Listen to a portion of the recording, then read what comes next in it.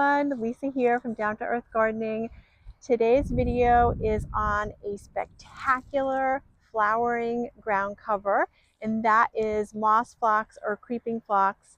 So I'm on a municipal project where we installed this garden for the town of Putnam. It was 2 years ago, so it's 2 years established. And it's such a great project because I actually was born and raised in Putnam, Connecticut. So to come here and get to do this really fabulous project was so much fun.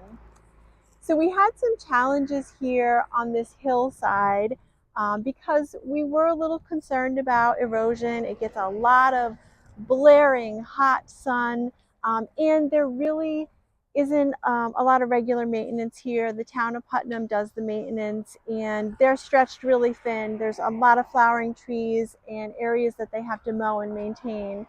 So it had to be a very low maintenance area here, and there's also no irrigation. So I thought it would be really fun to talk about moss phlox or creeping phlox and show you some examples for those of you that are looking for a really beautiful low maintenance ground cover.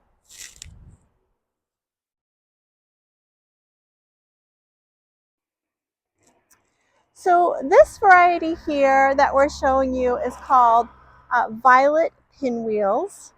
And you all know I love my purple, but it is such a vibrant purple that people have actually come over to our office to check in and see what the variety is. It's just really stunning as you drive by. It's very eye-catching.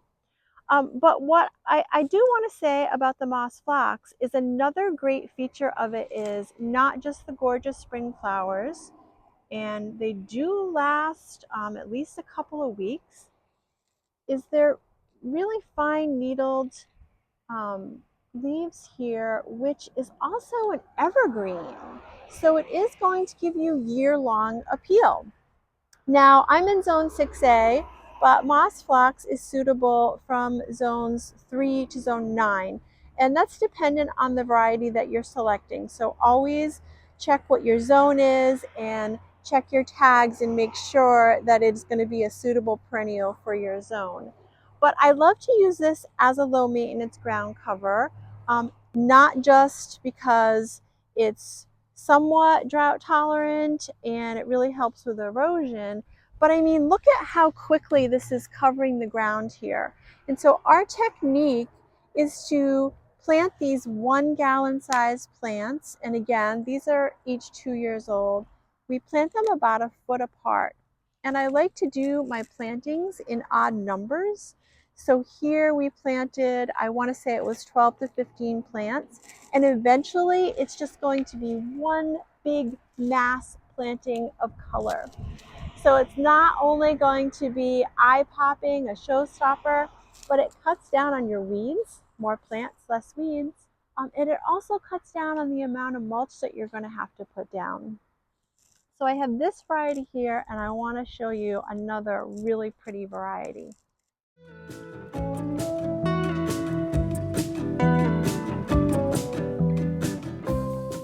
Another really beautiful variety that we have here within the same garden is the moss phlox in the emerald blue, which is really more of a lavender blue,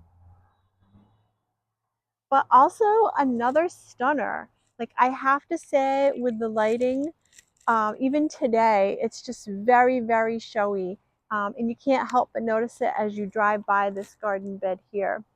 So this one here is filling in so nicely. You can see how all the plants are starting to join together, and it's just looking like one big mass planting. So at home, if you want to use this in your garden, I think it works so well, not just on a hillside or a rock garden, but also if you have a cottage garden or foundation bed, I would just put it along the front. It's so pretty and it accents the taller plants in the back if you put it in the front as kind of a mass planting. And certainly if you have a smaller space, you know, I would say even just use as little as 3 plants and space them out about a foot so they could all join together. So height-wise, it doesn't get any taller than 6 or 7 inches. And just look at how lush these flowers come in the springtime. So as you know, gardening is so near and dear to my heart for so many reasons. And I don't think it's a coincidence that I've been given the opportunity to do this job because I grew up in the town of Putnam here. And I remember we have this museum, this really fantastic museum behind us. And what it is it's the Gertrude Chandler Warner Boxcar Children Museum. But I had these books as a child,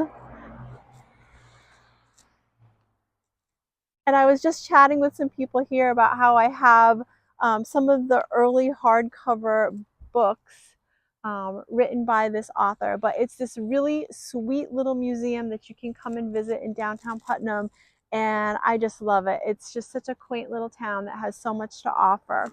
So I'm a little twitchy here because we don't get to maintain this garden. Like I said, it's the town of Putnam, and they get a lot of people that will donate their time to do it. And I'm getting twitchy because I want to pull some weeds.